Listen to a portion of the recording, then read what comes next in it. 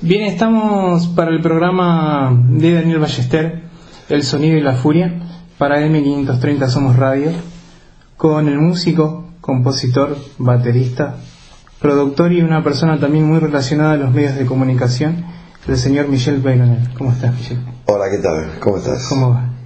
Gracias por tu espacio-tiempo, por invitarme aquí a tu casa para este encuentro. No, un placer, un placer. Estás atravesando por una etapa muy especial, vas a estar presentando tu disco A Toda Máquina.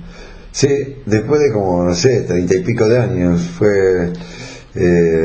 decidimos juntarnos con Stuka y con mi banda, Los Humanoides, y bueno, y presentarlo en vivo el 2 de noviembre, el sábado 2 de noviembre, en The Other Place, que es un lugar bastante nuevo que hay ahí en Gascón 104, creo que es por el barrio de Almagro, ¿no?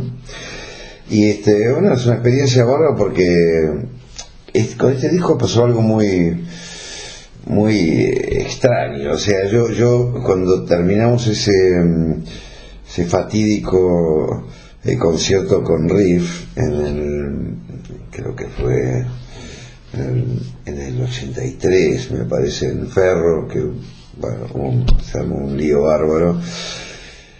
Medio como que la banda empezó ya a hacer planes para separarse, qué sé yo.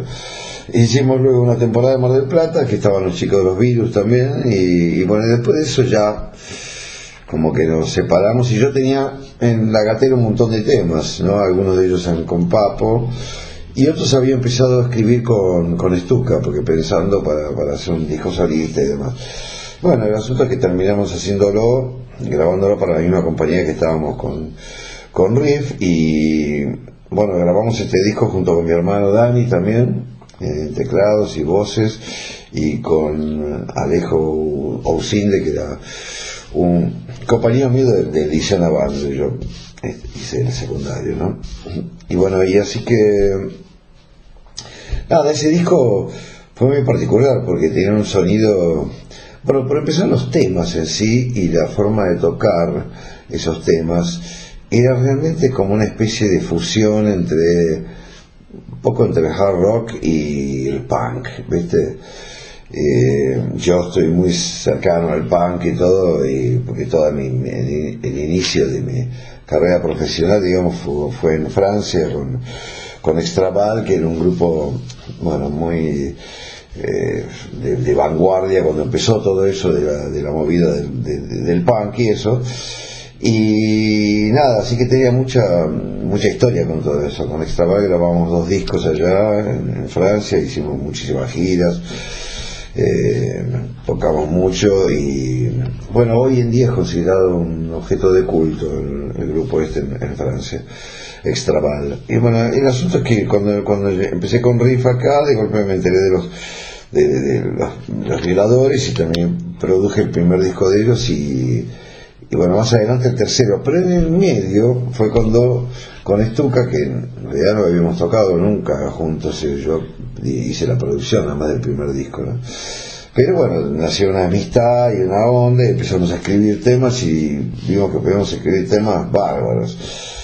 Bueno, el asunto es que nada, se grabó el disco en los estudios ahí de Music Hall, que casualmente grabamos la batería en el hall de Music Hall, porque me acuerdo que fue Semana Santa y cableamos todo afuera y dejamos en el hall del estudio, que era un lugar donde estaba el ascensor, donde bajaba la gente y demás, y como no había nadie porque era Semana Santa, pudimos armar la batería ahí y sacamos un sonido tremendo de la batería, fue una cosa muy especial.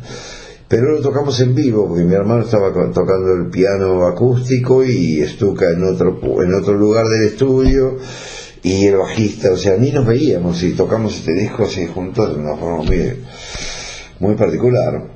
Pero bueno, el resultado fue fantástico.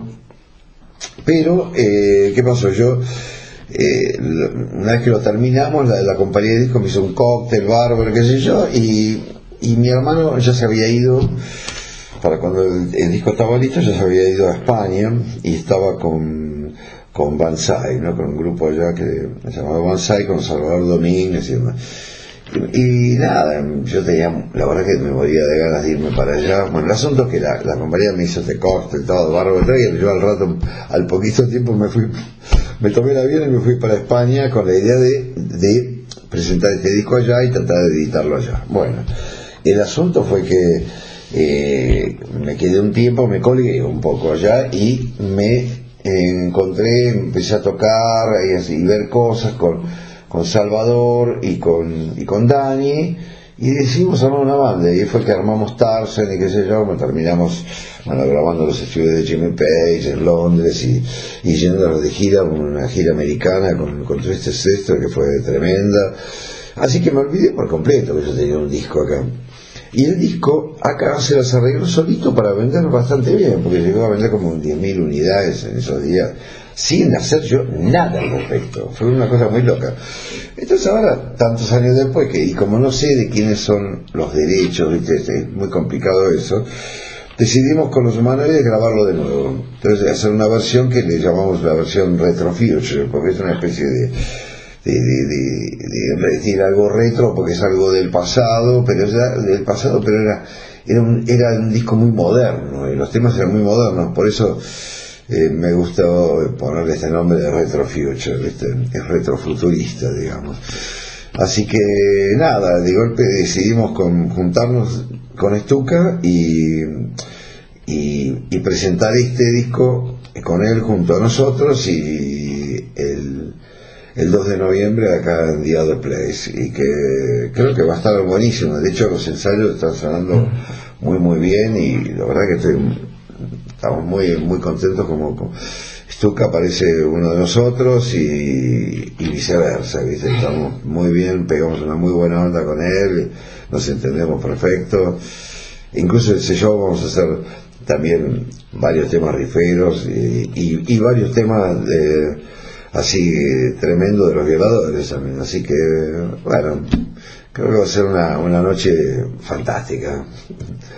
¿Cómo lo conocieron o lo conociste vos a Ariel Rodríguez, tu guitarrista de Humanoides? Art o Arito. En los Humanoides lo llamamos Art porque usamos pocas vocales. Jean-Jacques es Jacques. Yo soy Mike con K. Mira, y nada, lo conocí hace un tiempo que empezamos. Primero esta banda se armó como un cuarteto, y después, como el otro guitarrista, que es un amigo mío, que Chester se llama, muy buen violero eso, pero tenía muchos temas estaba muy ocupado con otras cosas, y bueno, no le podía dedicar tiempo a esto, y la banda quedó así en un limbo, y después dijimos, ¿por qué no lo hacemos en trío?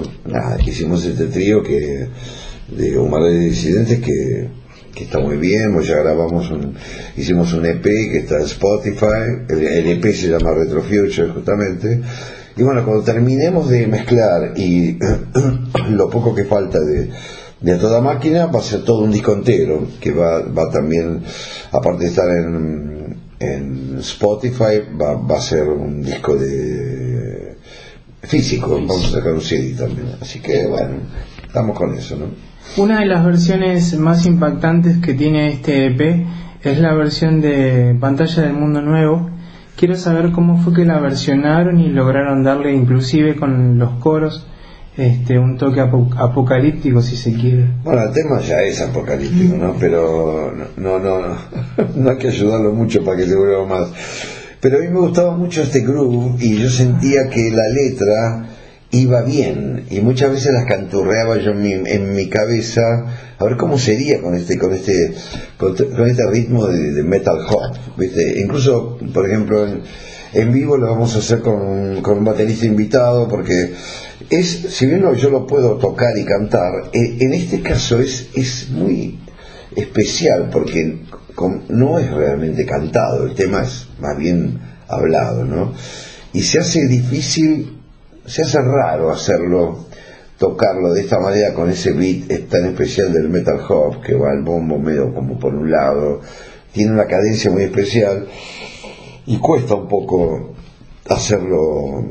O sea, Lo que pasa es que por eso estoy con temas de tener un baterista de invitado, porque hay temas que de alguna manera algo pierde la intención, pierde la forma en que lo cantás, o pierde un poco, entre comillas, la batería. O sea, ¿te cuesta por ahí acostumbrarte a tocar y a la vez cantar y necesitas un batero? No, lo hice siempre, eso no me cuesta nada, pero puedo cantar mejor por eso, sí. En algunos casos. Sí. Por ejemplo, Mal Romance, son temas muy rápidos, muy agotador.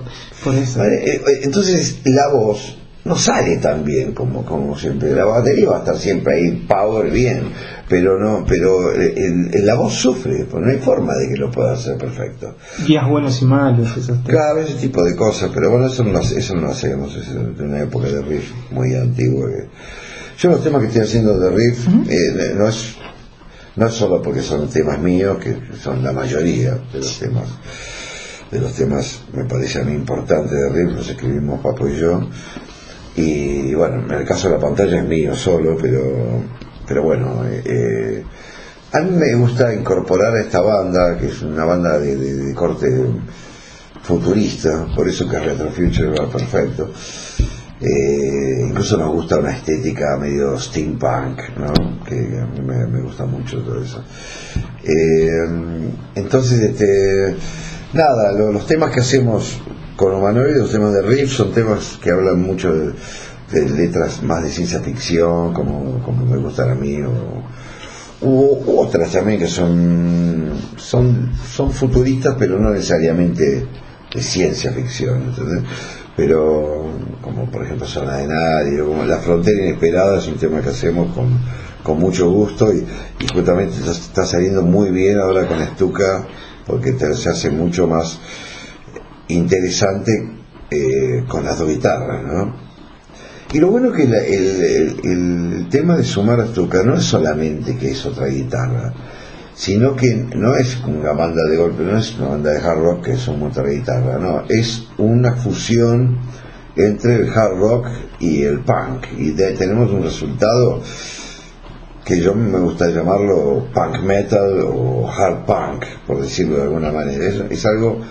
Es como un estilo especial que tenemos con esta nueva formación, así que eso les aseguro que van a descubrir algo nuevo acá en esta experiencia que va a ocurrir el 2 de noviembre en The Other Place. Sos el autor y compositor en gran parte además de los temas, digamos, de la música de riff, de las letras, como vos recién me decías. Quiero preguntarte qué cosas has leído de chico que te hayan marcado como un camino para... mucha ciencia ficción, leí mucha ciencia ficción. Desde chico, obviamente, tuve un muy buen profesor, en el Liceo Naval tuve un muy buen profesor de literatura que me hizo descubrir ese género, ¿no? La ciencia ficción. Y la vez puede ser por escapismo, porque la verdad que no me gustaba estar en el Liceo Naval, era un lugar horrendo. Yo no entiendo, a veces mis ex compañeros solían volver ahí, y para mí era como volver a Auschwitz, ¿viste? Una cosa terrible. En fin, el asunto es que nada, ¿viste? Era mucho escapismo. Yo me metía en la biblioteca y me devoraba, ¿viste? Cosas como... leía mucho a Bradbury, qué sé yo, todo por ejemplo Philip K. Dick, leí mucho de eso, en fin, toda una cantidad ahora no sé, me cuesta acordarme de todos los títulos, ¿no? Pero leí muchísimo de todo eso. Entonces me quedó toda esa onda de la ciencia ficción en mi cabeza, y entonces cuando escribo por ese lado, o con una poesía que tiene que ver con ese lado, ¿viste? No es que son historias tan concretas, ¿viste? La pantalla, por ejemplo, la frontera inesperada, habla de un mundo, por eso se llama así, porque la frontera es de abajo para arriba y de arriba para abajo, pues trata de un mundo subterráneo.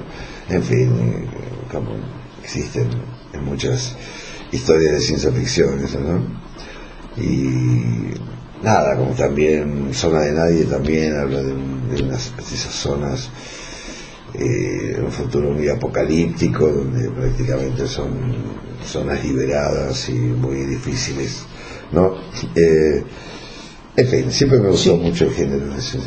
Antes de empezar a tocar la batería, ¿vos tocabas el piano? Sí, toqué piano clásico de chiquito, empecé como a los 5 o 6 años y nada, estuve estudiando eso.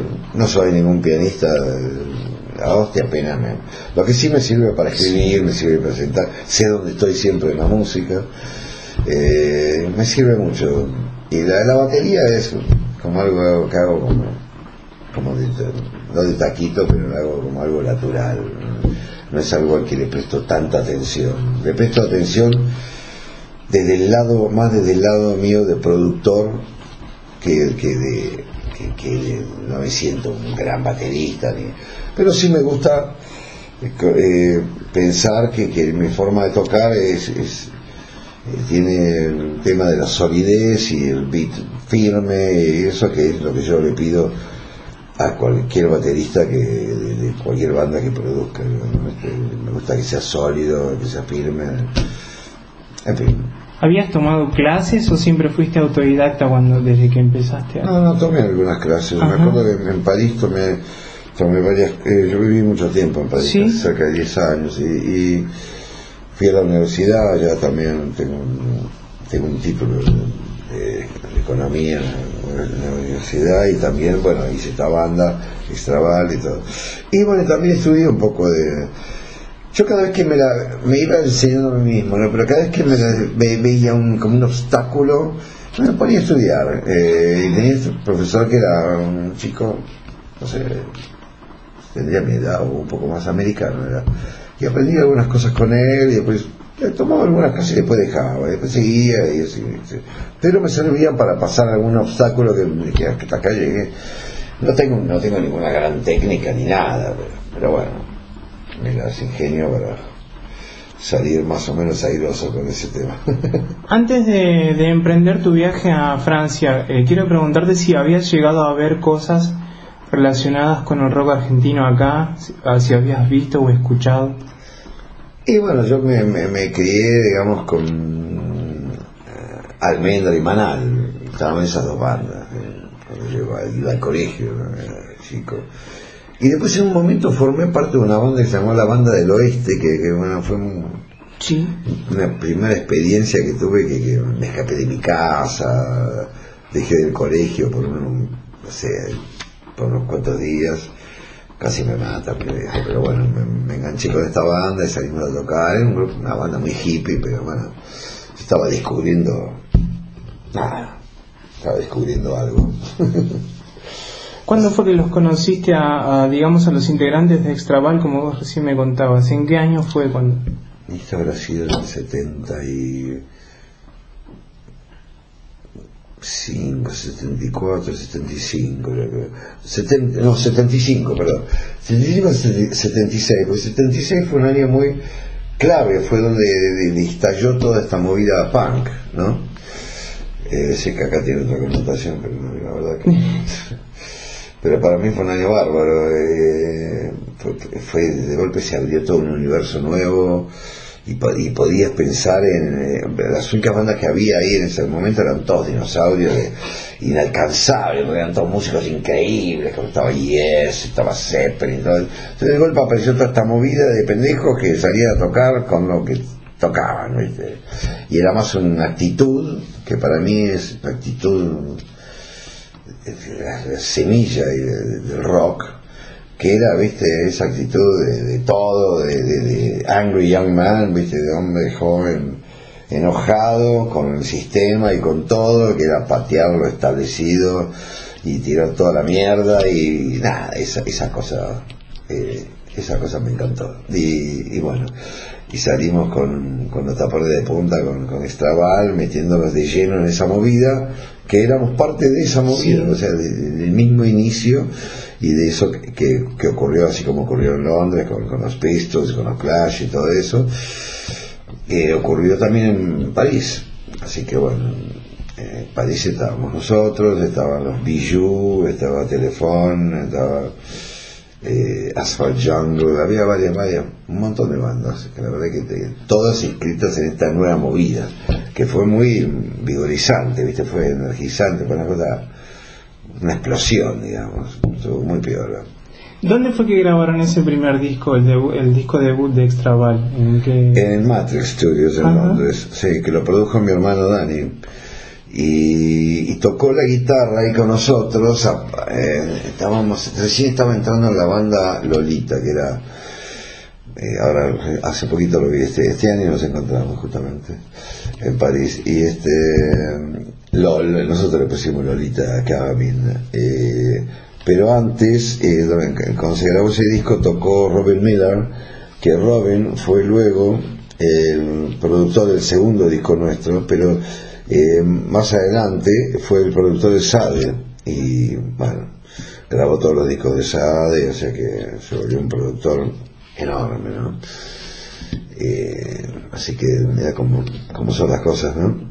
El segundo disco con Extraval lo hicimos ya con un contrato con Warner, y lo grabamos en Château de Beauville, que fue un castillo donde había vivido Chopin, y bueno, fue un castillo que se transformó en estudio de grabación, y muchas bandas de esos días. Bowie grabó un disco ahí también, con Tony Visconti como productor.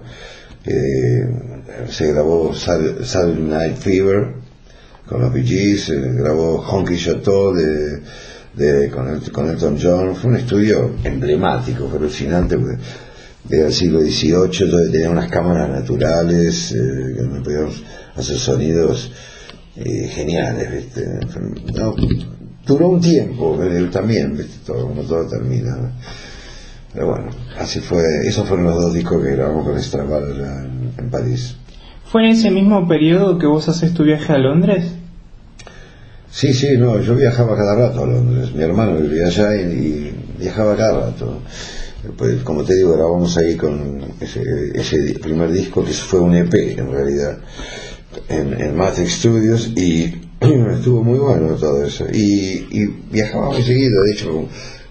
Bueno, antes de estar con Extraval fue que me encontré con Papo y en Londres, y grabamos, y no grabamos, tocamos una banda ahí, que tratamos de hacer algo, y para mí, bueno, nada, duró muy poco, ¿no? Y al final después cada uno se fue por su lado, pero fue a raíz de eso que me picó de vuelta el bicho del rock, y bueno, terminé enganchándome en París, y fue después de ese año, en el 75, por ahí, que lo conocí a Robert Journet, y que, bueno, él estaba tocando en una banda que se llamaba Stress, y formamos con él Extraval, que le hicimos nosotros dos desde el principio eso. Así que todo tiene que ver con todo esto. Más allá de haber formado Riff, quiero preguntarte cuál fue la razón que te llevó a volver acá a la Argentina. No sé, en ese momento. Alguna boludez seguramente, pero no, qué sé yo, no sé. Sí, en parte porque me sentí que se cerraba un ciclo, porque bueno, me terminé yendo de la banda. Sí. Después de que grabamos ese segundo álbum, hicimos una gira muy importante con The Jam, por todo el territorio francés. Una gira muy buena con ellos. Éramos un bill compartido directamente. Y nada, después de eso hubo algunos incidentes, y nada, se terminó complicando la relación mía con la banda, y decidí irme, bajarme del tema, y pensé que era hora de volver a Argentina e intentar hacer algo acá, pero no pensaba hacer música, venía con la idea de armar una compañía naviera, nada que ver. Bueno, el tema que por supuesto acá me pegué contra la pared, y no pude hacer nada de eso de naviero. Estuve cerca de comprar un pequeño barco petrolero para los ríos, ¿no? Ajá. Sí, una locura que me agarró, bueno. Pero bueno, fue acá que me encontré una vez en la calle con Papo, que me invitó a un ensayo, y vale, ahí enganchamos y ocurrió el riff. ¿Te sorprendió cuando llegaste a la Argentina a ver la situación social que había acá? Digo, vos venías de un continente con mucha libertad y de repente encontrar una zona militarizada y todo eso. Yo no lo sentí tan así. Era porque, no sé. Ahora me parece que no. Yo no, para mí sí, no sentía que fuera así, porque nosotros tocábamos, no teníamos problema con nadie. Sí, me acuerdo que contratamos un pariente mío que había sido policía para que nos proteja de la policía. Dice que no nos planten cosas en el camarín. Claro. No, pero se armaba quilombo, no en el escenario, se armaba quilombo después de los shows, viste, porque había, qué sé yo, era como un estallido lo nuestro, viste, no era como las otras bandas que tocaban, que eran todos más bien hipón, ¿no? Y tranquilo, ¿no? Nosotros no era nada tranquilo, ¿no? Nosotros despertaba eso que te comentaba antes que pasó con la movida punk en Europa, ¿no? Despertaba ese tipo de reacción, así que sí, pero no lo sentí especialmente. A lo mejor era porque yo también estaba un poco más tranquilo todo eso, porque cuando eso empezó, yo llegué acá en el 80, y sí. Empezó Riff en el 80, no sé, me dicen que entre el 76 y el 80 fue muy duro, que ahí ocurrió casi todos los problemas. Uh-huh. Pero bueno, yo la verdad que no puedo hablar porque no viví acá, así que nada. Una de las cosas que a mí me sorprendió mucho saber, viendo la historia de Riff, cómo hicieron para grabar en tan solo un año 2 discos, tanto Ruedas de Metal como Macadam. Y lo que pasa es que Ruedas de Metal ya estaba todo medio armado. Sí. Entonces, nada, yo escribí un tema ahí que se llama Acción, y que Papo no me anotó en el registro. Y me dice, yo escribí la letra de ese tema. Y ahora me dice, me olvidé de registrarte. No, te anoto en otro tema. Y me anotó en un tema que no tengo nada que ver, que se llama Alas del Mal. Fíjate que me estoy anotado ahí en una cuarta parte, bueno, una que se mandó, viste, no eran todas rosas. Pero bueno, no tengo. Me da bronca que la gente no lo sepa, porque ese tema es mío. Sí, la letra la escribí íntegro yo. Pero no figuro bien, ¿viste? Tendría que agarrar no sé, el Luciano podría tener una actitud y devolverme la mitad de ese tema que es mío. Uh-huh. Y que no estoy ni siquiera escrito, y todo lo demás saben que lo escribí yo, pero no importa. ¿Cómo fue el proceso de grabación de ese primer disco? ¿En dónde lo grabaron? En un estudio que ni me acuerdo, y fue un proceso bastante horrible, porque yo venía ya de grabar en grandes estudios y con un alto nivel, y esto era una porquería, era un desastre. El sonido de la batería era espantoso. Bueno, de hecho, escuchar Ruedas de Metal es horrible. Se siente la banda, todo lo que quiera, pero es espantoso, tiene un audio espantoso. Me peleé enseguida con el ingeniero, que me decía que esto era imposible, todas las cosas que no se podían hacer, que yo no creía para nada, y Papo casi termina pegándole, porque Papo enseguida entendió lo que yo estaba diciendo. Yo estaba pretendiendo algo mucho mejor que lo que estábamos logrando. Bueno, nada, pero bueno, y después vino Macadam, que ya mejoró bastante, porque con el portugués da Silva, que era ingeniero, un tipo copadísimo, y el estudio guión, que era un estudio más competitivo, que de la época esa era de lo mejorcito, y bueno, ahí pudimos mejorar notablemente. Bueno, y yo participé activamente de la composición, porque el mismo tema, el título del disco lo escribí yo, Macadam 3210, que ahora tengo este problemita con la compañía de leche esta, que decidió robarme el tema descaradamente, y usarlo para una publicidad, cambiando la letra, deformando la letra, porque usaron el estribillo tal cual. El estribillo me gustó porque con el estribillo 3210 nombraron a todas las nuevas leches esas que estaban sacando. Así que te imaginas que estamos ahora con una acción judicial muy fuerte. Sí. Muy fuerte, porque no puede ser que la gente haga este tipo de cosas alegremente, no se puede.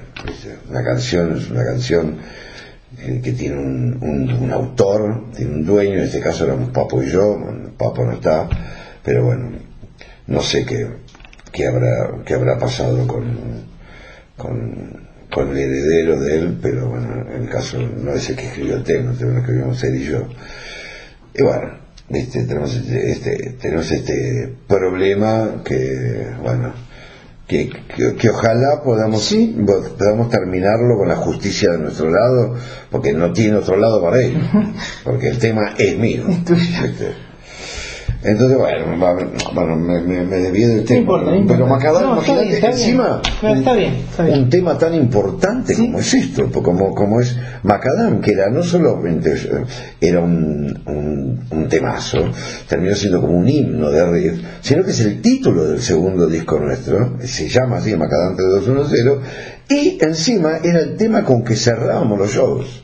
Nosotros cerramos con ese tema, después volvíamos con otros, pero el tema del cierre era Macadam 3210, así que fíjate vos, le gustó a esta empresa, se lo sirvieron, no tiene ninguna autorización mía, no hay nada que haya yo dado mi autorización a eso, y alegremente, viste, como de que joda, se mandaron una campaña del orden de los y esta cifra la tiro porque la estuve sacando, más o menos lo que sería, con algunos informes que tengo de diferentes mediciones y demás de todo lo que fue el tamaño impresionante de la campaña, una campaña de cerca de $10 millones. Así que imagínate, nos robaron ese tema, y ese tema es tan fuerte, la campaña, que vos hoy, por ejemplo, googleás Macadam y muy probablemente te parezca el spot de la Celebration, perdón, de la compañía esta. Estoy muy irritado con ese tema, ¿viste? No me gusta que me roben y una canción es algo muy profundo, es algo que uno escribe con el alma, ¿entendés? Y no tiene hijos, para mí son como mis hijos, de alguna manera, y no estoy para entregárselos a nadie, ¿viste?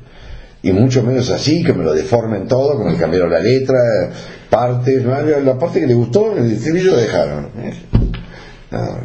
Indignante. Sí. ¿Cómo fue que llegaste a conocer a Federico Moura para ser el productor de Virus? Bueno, lo conocí primero a través de Carlos Rodríguez Sales, que era el manager, no sé si era el manager o el productor ejecutivo de ellos, ¿no? Que me propuso a mí producir a la banda porque querían otro sonido, querían dar un salto y qué sé yo, y bueno, lo terminé haciendo y bueno, lo conocí a Fede ahí en los ensayos de la banda, yo iba a verlos y nada, ¿no? Muy bien toda la relación con Julio y con Marcelo, terminamos re amigos, y bueno, con él también tenemos una muy buena onda, pero bueno, después yo me fui, cuando terminé ese disco me fui, y después cuando volví por segunda vez, cuando yo después me fui con el tema de Tarzan y todo eso, cuando volví de esa estadía que pasé en Europa más de 3 años, Federico estaba muy enfermo, así que no lo llegué a ver, fui a la casa, pero estaba muy mal, así que no. Una de las cosas que bueno, vos lograste darle tu sello al disco del agujero interior, incluso en el tema, por cómo suena, le imprimiste tu sello de riff. No sé si es el sello de riff, me gusta pensar que es mi sello personal.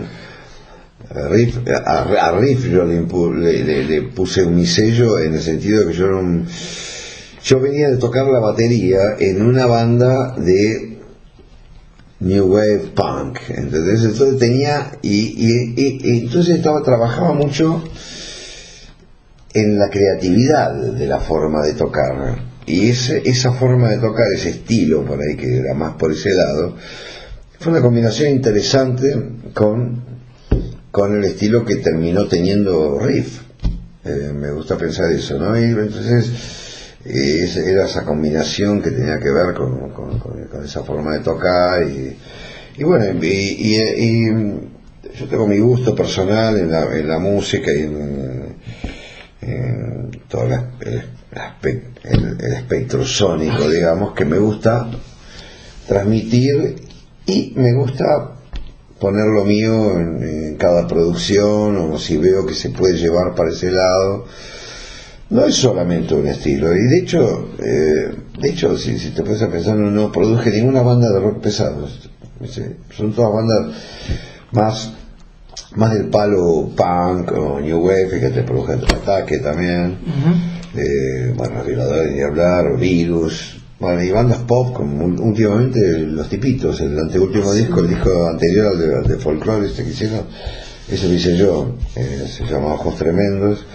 Y bueno, ese es un disco de pop, o sea, y le doy alguna impronta rockera en algunos temas, porque no siempre es por ese lado. Me gusta pensar que uno tiene una visión que no está reducida a que es algo sobre rockero, más pesado, no es por ese lado.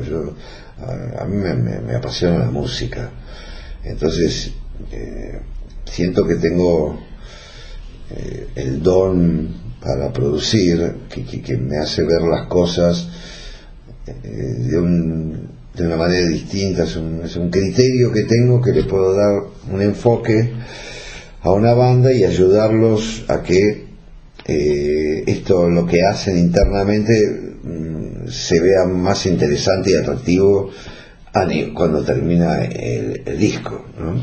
¿Cuáles son los aspectos que vos como productor tenés en cuenta a la hora de tocar, tener que producir una banda? Los detalles. Y me meto mucho en los arreglos.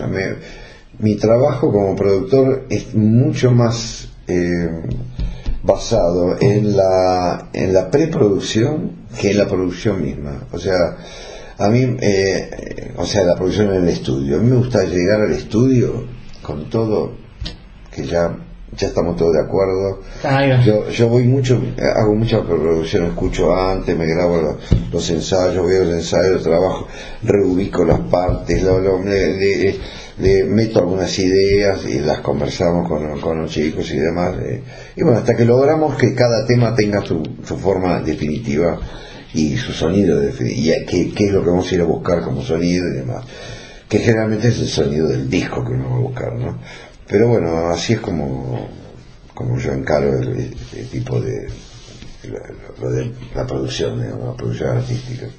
En aquel momento, cuando vos estabas en España con Tarsem, ¿habías visto o había algunas bandas que hicieran ese estilo de rock como lo hizo Tarsem cuando vos estabas ahí? ¿O ustedes fueron como uno de los pioneros en España dentro de ese estilo? No sé, en España no sé, porque nosotros no hicimos esta banda para España. Ajá. Recién cuando volvimos de Estados Unidos, sí, nunca tocamos en España, antes de grabar, fuimos a grabar. Y nuestro primer show fue en Cleveland, Ohio. Fue nuestro primer show, no es que fue nuestro primer show en América, fue nuestro primer show. La banda tocamos ahí, ¡plum!, delante de 20.000 personas. Y fue nuestro primer show. Y sí que había bandas digamos, para ir bueno, de hecho el Bill ese éramos nosotros, Dokken, que era una banda muy buena, de glam metal, por así decirlo, ¿no? Y después y el cierre era una banda que estaba pegando mucho en ese momento, que era Twisted Sister, que era más, no sé, garage metal, me parece que era la palabra, no sé, más divertida, más rockera, así, straightforward y eso. Pero no sé si después cuando volvimos ya había bandas, había más bandas y eso de hecho hasta participé en una producción con Dani y de alguna bandita de la nueva, pero no se parecía a esas cosas como si que es Barón Rojo o Blues, no era como eso, nuestro era muy distinto. De hecho era muy particular porque tenía que ver con el nombre, tenía una cosa muy selvático el sonido, de alguna manera, muy indio de alguna manera. Estábamos buscando como un sonido, nuestro sonido, en realidad, y que lo logramos, pero bueno, esa gira terminó mal, a la suerte, se tuvo. Pero después volvimos a España y tocamos, hicimos varios shows en España, de hecho empezamos después a grabar un disco que lo terminamos acá en Argentina, que fue el segundo de Tarzan, que salió en español y en inglés, en fin, pero bueno, después la banda se diluyó y... Sí. ¿Vos estabas al tanto de que, por ejemplo, tu disco que habías grabado acá a toda máquina estaba vendiendo muy bien? ¿Había alguien que te avisaba o te enteraste cuando volviste? No, me enteré cuando volví. Sí, me enteré cuando volví, una cosa muy extraña, ¿no? Sí, y me enteré cuando volví, después cuando apareció Facebook y todo eso, toda la gente que tenía presente ese disco, ¿no? Eso fue muy raro. Y quedó como una especie de objeto de culto, así que hay toda una hinchada de a toda máquina. Bueno, así que espero que vengan al show. Sí. ¿Cómo fue que formaste FM Tango, tu proyecto de radio? Fue cuando estaba terminando lo de Tarzan acá en Argentina, sí. ¿Viste? Estaba medio que no tenía ya salida, se estaba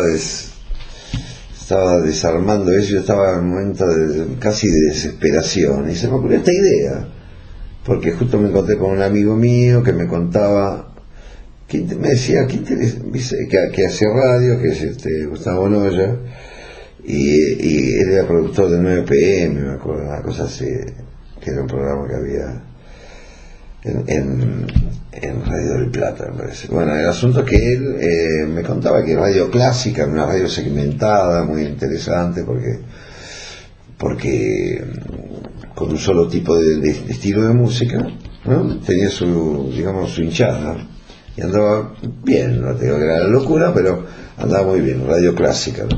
Y dije, qué raro, y no hay una FM de tango, por ejemplo. Se me quedó mirando y me dijo, no, ¿por qué no?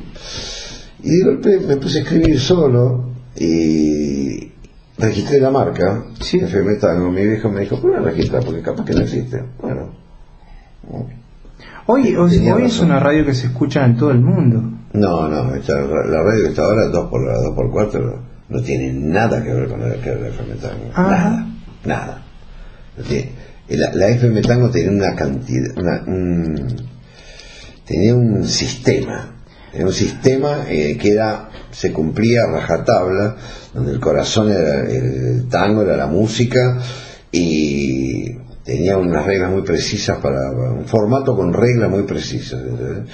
Y que funcionó bárbaro de esa manera. Fíjate, nosotros llegamos a estar segundos en la general de mediciones, con un share de 14,9, una cosa, casi 15% del encendido, una bestialidad, arriba de la rock and pop, arriba de los, una bestialidad. Y esta radio que está ahora, 2x4, que hablan todo el tiempo, ¿viste? No tiene nada que ver. Están varios de los que trabajaban para mí en esos años en la FM Tango, están ahí, y hacen todas las cosas que yo le tenía completamente prohibido hacer, como por ejemplo hablar.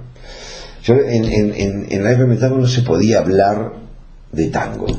Ahí va. ¿Viste? Los tangos eran un tema de entre la gente, la audiencia y la radio que los ponía. Nadie se ponía a hablar, a ver qué tango fue escrito, tal, nada. Tenían prohibido hablar de eso.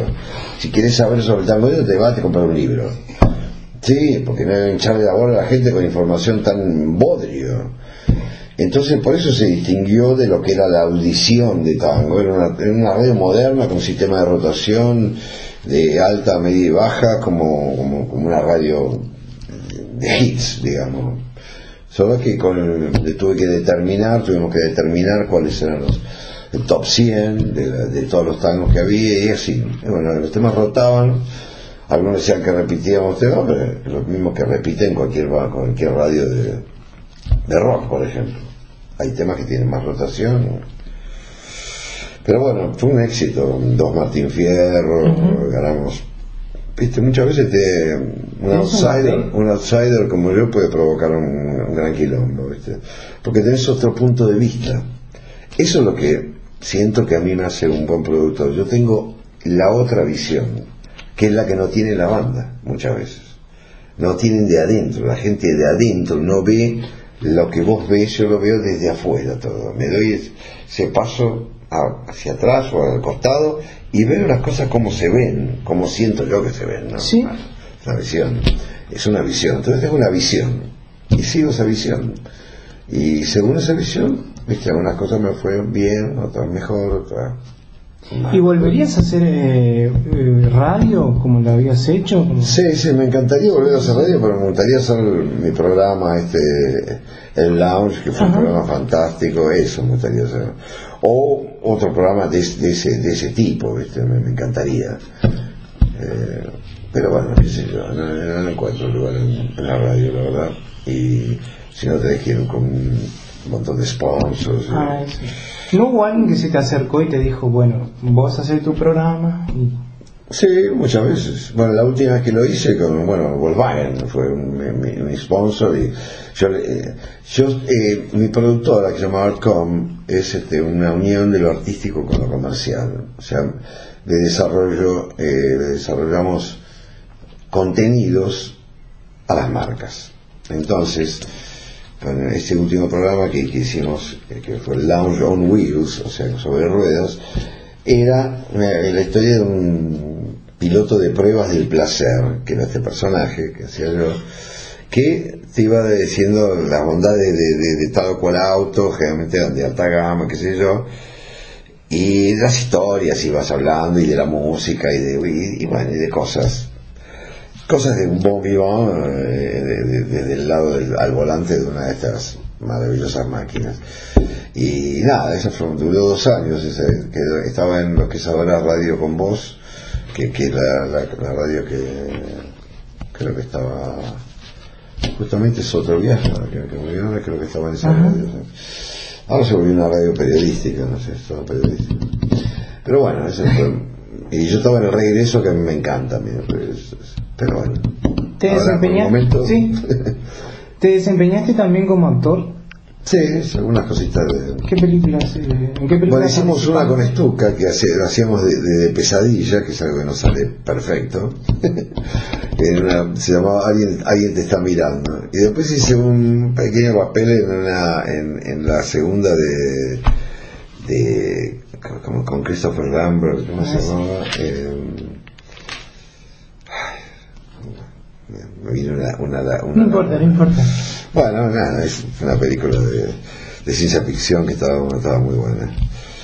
Ya me acordaré. Bueno.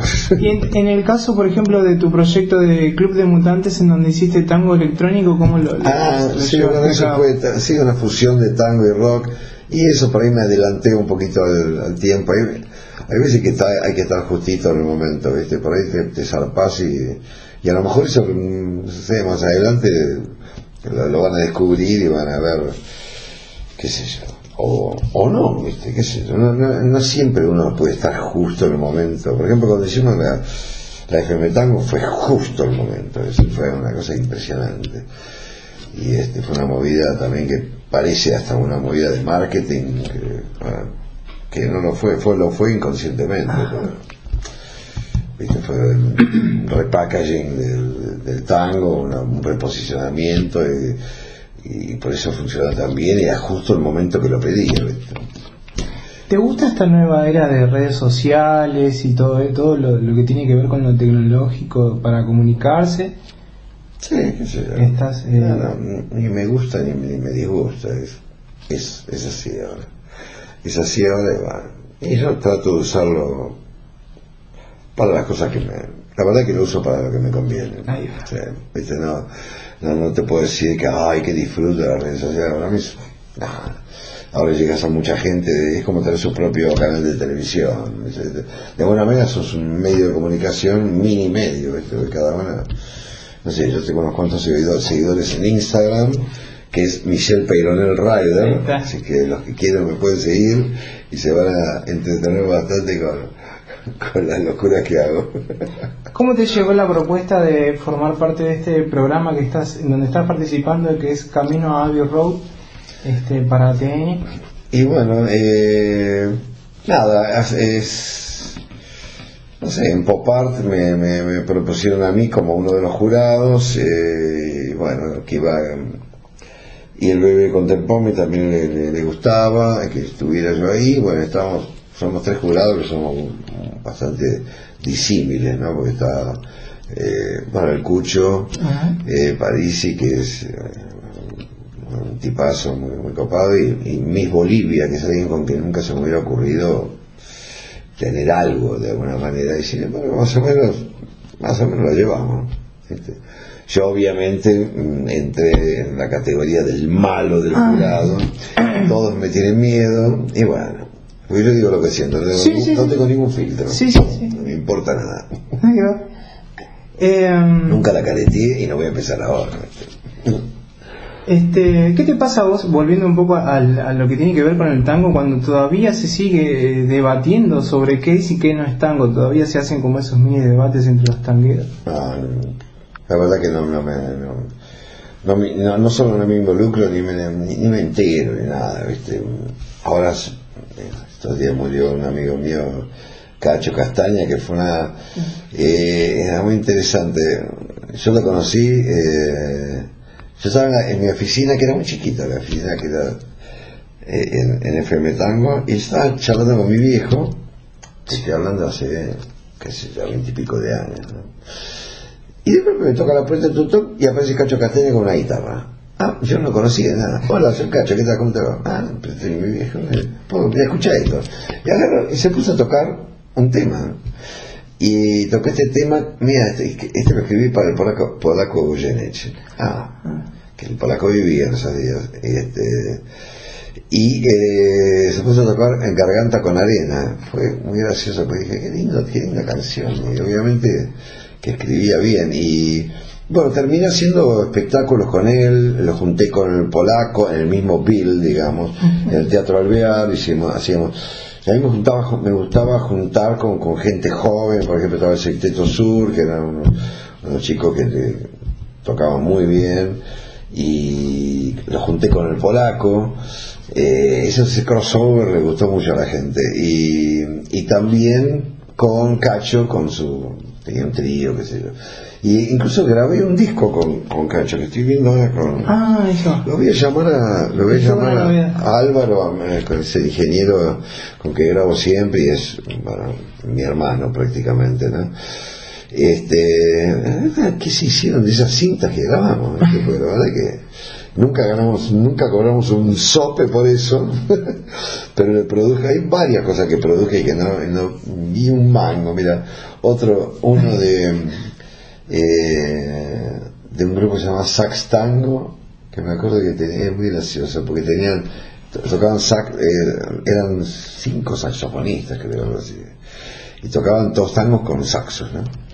Y eran psicoanalistas. ¿Los integrantes? Bueno, sí. Y en un momento le digo, bueno, pero ya que no me van a agarpar nada, por lo menos, viste, analízame, le digo. No, Michelle, no, que si te analizo por ahí te saco lo loco y no nos da más bola. Fue muy gracioso. Y nada, que sé yo, esos años con la FM Tango, la verdad que hacíamos cosas. Yo llevé mucho tango a Europa, a Turquía, por ejemplo. A Turquía lo llevé al Sexteto Mayor, con una gira así tremenda, con un espectáculo bárbaro para un festival. Hicimos un festival en Nantes, festival de todo. Yo hice la contratación de como 60 artistas de tango, que estaba dedicado a Buenos Aires el festival y les armé todos los showcases para que vean los franceses, como yo hablo francés igual que castellano, les armé todos los shows y eso, y ellos iban eligiendo para cada lugar donde iban a tocar. Fue una experiencia fantástica esa. Así que bueno. Quiero preguntarte por último, ¿qué recuerdos tenés de aquella fecha en donde compartiste escenario estando en Riff con AC/DC? En el 96-97. Sí, debo ser la persona que tocó más veces con AC/DC, porque toqué esas dos noches con Riff en River, y después con Héroes del Asfalto, una banda que tuve en el 2009, hicimos los 3 shows de AC/DC en River con ellos. Así que 5 veces toqué con ellos. No, fantástico, fue un show bárbaro y todo, y como es muy afín lo nuestro, la misma hinchada de AC/DC era hinchada de Riff, así que no fue bárbaro eso. Repetimos fecha para esta presentación que vas a hacer el 2 de noviembre. El 2 de noviembre en The Other Place, en Gascón 104, vamos a estar Michelle, Stuka y los Humanoides presentando a toda máquina Retro Future. Así que no falten ahí.